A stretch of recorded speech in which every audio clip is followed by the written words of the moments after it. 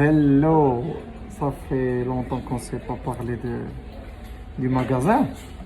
Aujourd'hui, j'ai décidé de vous parler des réfrigérateurs et exactement du litrage des réfrigérateurs et congélateurs.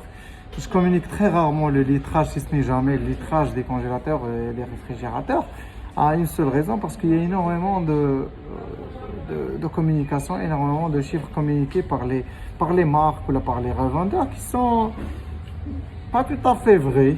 Donc, donc ce qui fait que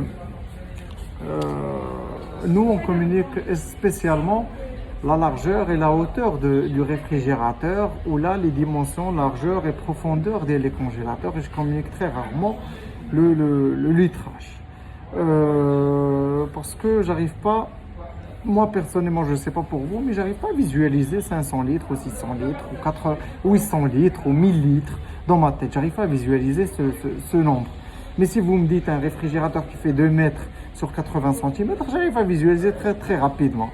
Donc voilà, c'est pour ça que je communique. Et par rapport au... je vais vous donner un exemple. Ouais.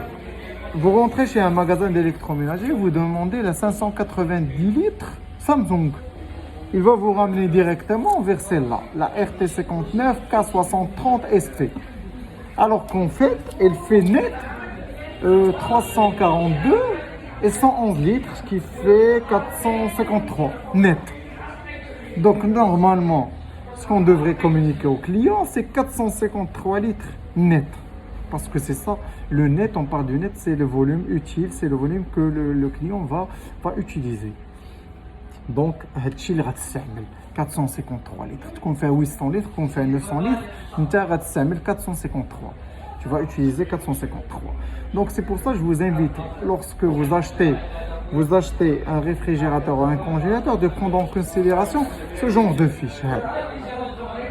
Voilà, ce genre de fiche, il vous donne l'information sur la marque, la référence, la classe énergétique, la consommation en kWh par an, la nuisance sonore, il fait combien de décibels le réfrigérateur, le litrage net du congélateur 116 par exemple, pour celle-là 116 litres net, et voilà, un congélation 4 étoiles.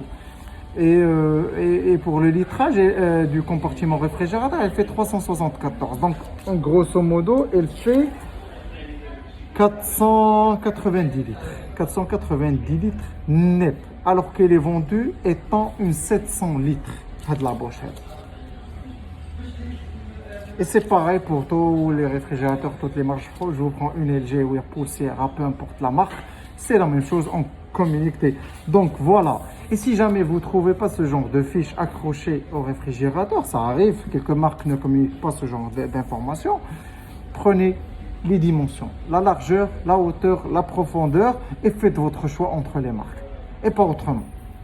Et voilà, j'espère que ces informations vont vous aider, ou si vous avez besoin d'un complément d'information, n'hésitez pas à nous contacter. Merci, au revoir.